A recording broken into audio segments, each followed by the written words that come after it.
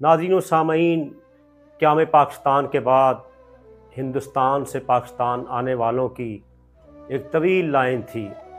बड़े बड़े नामवर लोग, उलमा, फ़ज़ला, मुहक्किकीन, शुअरा तशरीफ़ लाए और आँखों में एक नई इस्लामी रियासत के ख्वाब सजाए कि खुशहाल फलाही इस्लामी रियासत में अब क़याम पज़ीर होकर अपनी सलाहियतों के मुताबिक इस नौज़ायदा इस्लामी रियासत की खिदमत करेंगे। इन्हीं में एक बहुत बड़ा नाम हज़रत ख़तीब आज़म पाकिस्तान मौलाना मोहम्मद शफ़ी उकाड़वी रहमतुल्लाह अलैह का भी है। आप 1929 में खेमकरन हिंदुस्तान में पैदा हुए और इब्तदाई ज़िंदगी वहीं गुजारी। उसके बाद हिजरत करके उकाड़ा तशरीफ़ ले आए। 47 से लेकर 55 तक आप उकाड़ा में रहे और उलूम दीनिया में कमाल हासिल किया शेखुल कुरान अल्लामा ग़ुलाम अली उकाड़वी रहमतुल्लाह अलैह से, और साथ मुख्तलिफ़ प्रोग्राम में जाते और एक स्कूल के उस्ताद भी थे। 1955-56 में आप शहर ज़रनिगार, शहर कायद यानी कराची वालों की पुरज़ोर फरमाइश पर कराची तशरीफ़ ले आए। 1955-56 से लेकर तादम विसाल तकरीबन 3 दहाइयाँ हज़रत ख़तीब आज़म ने इस शहर में गुजारी। नाज़रीन, एक आलिम दीन कितना फ़ाल होता है, मुस्तैद होता है, अपनी ज़िंदगी के एक एक लम्हे को खैर और सालहियत के फ़रोग़ में सरफ़ करता है। हज़रत ख़तीब आज़म पाकिस्तान की हयात को पढ़ कर, देख कर, उनकी सरगर्मियों को बग़ौर देख कर ये अंदाज़ा होता है कि आपने वाकई अपनी ज़िंदगी का एक लम्हा भी ज़ाया नहीं किया। उकाड़वी साहब की हयात के 3 अदवार हैं। पहला वो जो उनकी पैदाइश से लेकर हिजरत पाकिस्तान तक है, दूसरा वो जो उकाड़ा आमद से लेकर कराची आमद तक है, और तीसरा वो जो कराची आमद से लेकर उनके विसाल 1984 तक है। इसी तरह मौलाना उकाड़वी की जो खिदमात हैं उसको भी हम 3 जिहात में तकसीम कर सकते हैं। आपकी इल्मी व दीनी खिदमात, सियासी व समाजी खिदमात और दावती व तबलीगी खिदमात। इल्मी व दीनी खिदमात में मौलाना ने तकरीबन 35 बरस एक रिकॉर्ड है जो आपने खिताबत की, और ऐसी खिताबत कि किश्वर सुखन के ताजवर कहलाए। अपने मशाइख का जहाँ वो फ़ख्र थे तो अपने असातिज़ा के लिए वो बाइस इत्मीनान रहे। वो हर खानकाह और हर मदरसा में मकबूल थे। वो जिधर जाते तो अहले हक़ को उनके मवाइज़ से तक़वियत मिलती, और फुस्साक़ व फुज्जार उनके मवाइज़ सुनकर तौबा ताइब करते।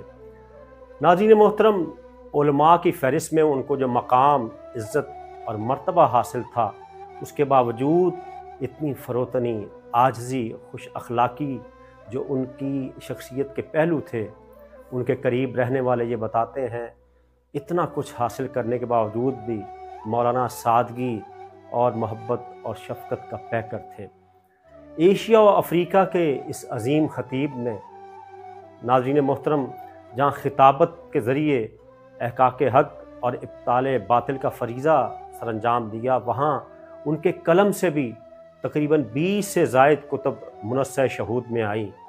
आपने उलूम इस्लामिया की मुख्तलिफ़ जिहात पर कलम उठाया और तहरीर के मैदान में भी हक़ अदा कर गए।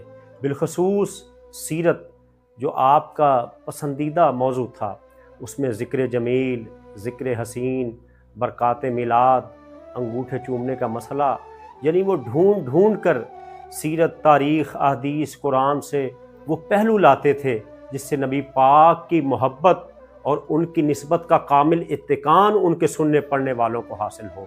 इसी तरह सहाबा कराम और अहले बैत अतहार से जो उनको दीवानावार मोहब्बत थी, वो भी उसमें अपनी मिसाल आप थे। अहले बैत अतहार पर मौलाना उकाड़वी अपने अहद तक सुन्नी उलमा में इस एतबार से भी सरे फहरिस्त थे कि अहले बैत अतहार पर आपने 3 तसानीफ़ ये बतौर यादगार छोड़ी हैं। सफ़ीना नूह 2 जिल्दों में, शाम करबला और इमाम पाक और यजीद पलीद। इमाम पाक और यजीद पलीद का इंग्लिश में भी तर्जुमा हो चुका है। और इसी तरह नजूमुल हिदायत सहाबा कराम के हवाले से और दीगर मौज़ूआत पर आपकी तहरीरें आज भी याद दिलाती हैं कि आप किस तरह ملت کی فکری، سماجی اور دینی سوچ کو ایک اتقان عطا کر گئے ہیں۔ مولانا سماجی طور پر مختلف تنظیمات میں حصہ لیتے رہے، مختلف تحریک میں حصہ لیتے رہے، یعنی اظہار حق کا اگر میں یہ کہوں، کون سا ایسا موقع تھا جب مولانا مرد میدان نظر نہیں آتے؟ پاکستان بننے کے فوری بعد اہل علم کو یاد ہوگا کہ 1952-53 کی تحریک ختم نبوت چلی تو مولانا اکاڑوی ضلع اکاڑا میں اس تحریک کے امیر اول تھے اور 10 مہینے منٹ گمری جیل ساہیوال میں قید رہے، اور دوران قید ہی آپ کے 2 صاحبزادے منیر احمد اور تنویر احمد جو یکے بعد دیگرے انتقال کر گئے، لیکن مولانا کی استقامت دیکھیے، بیٹوں کی جدائی برداشت کر لی، بوڑھے ماں باپ کی دکھ اور کرب برداشت کر لیے، لیکن ناموس مصطفیٰ کی محبت میں سرشار یہ نبی پاک کا سچا دیوانہ اور غلام جیل کی تکلیفیں برداشت کر گیا، لیکن معافی نامے پر دستخط نہ کیے۔ اسی طرح 1962 میں کراچی میں کھڈا کے علاقے میں ان پر قاتلانہ حملہ ہوا، اس میں بھی آپ نے استقامت کا مظاہرہ کیا۔ پھر 1970 میں قومی اسمبلی کے رکن منتخب ہوئے اور اس کے بعد پھر 1974 کی تحریک ختم نبوت میں حصہ لیا، 1977 کی تحریک نظام مصطفیٰ میں کلیدی کردار ادا کیا، پھر 1981 میں قومی مجلس شورا کے رکن بھی رہے۔ اتنی فعال زندگی گزاری، مختلف عہدوں پر رہے، حکومتیں اعزاز سمجھتی تھیں ان کو مختلف عہدوں پر فائز کرنا، لیکن اس کے باوجود ہر بار یہی فرماتے تھے کہ میری عزت ممبر رسول سے ہے۔ ناظرین محترم، آج محراب و ممبر کی زینت بننے والے علماء کو اپنے بزرگوں بالخصوص مولانا اکاڑوی کا یہ جملہ یاد رکھنا چاہیے، ہماری عزت مختلف سماجی عہدوں میں نہیں، ارباب اقتدار کے ساتھ تعلقات میں نہیں، ہماری عزت ممبر رسول سے ہے، ہماری عزت نسبت رسول میں اتقان حاصل کرنے میں ہے۔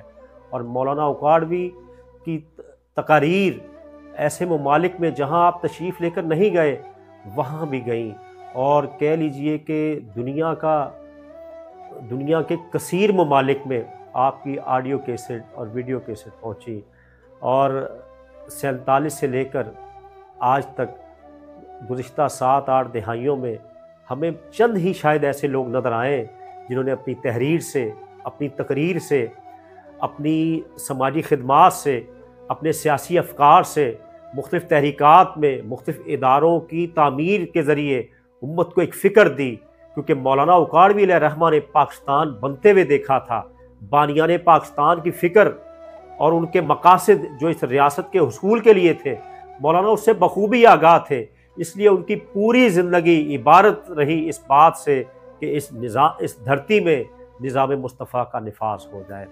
اور مولانا نے حیات مستعار کا کوئی طویل زمانہ بسر نہیں کیا، صرف 55 برس۔ ناظرین سامعین محترم، صرف 55 برس زندگی میں اتنے کارہائے نمایاں و سر انجام دے گئے کہ اس کے بعد جب دنیا سے گئے تو حکومت پاکستان نے ان کو ستارہ امتیاز دیا۔